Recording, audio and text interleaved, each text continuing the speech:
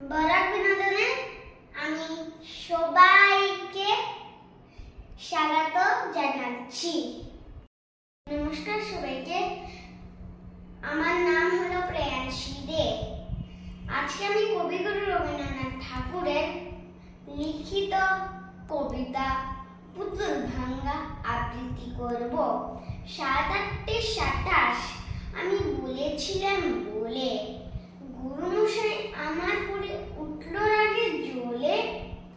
মাগো তুমি 5 পয়সায় এবার রথের দিনে সেই যে রঙিন পুতুলখানি আপনি দিলে কিনে।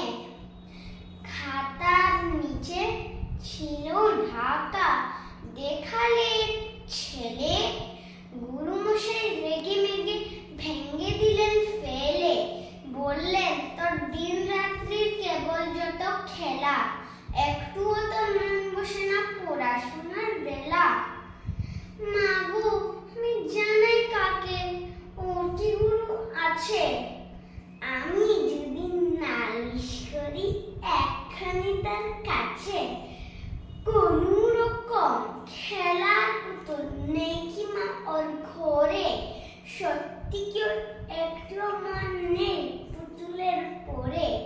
সকাল সাজে তাদের নিয়ে করতে গিয়ে খেলা, কোন পরে করেননি কি কোন রকম খেলা।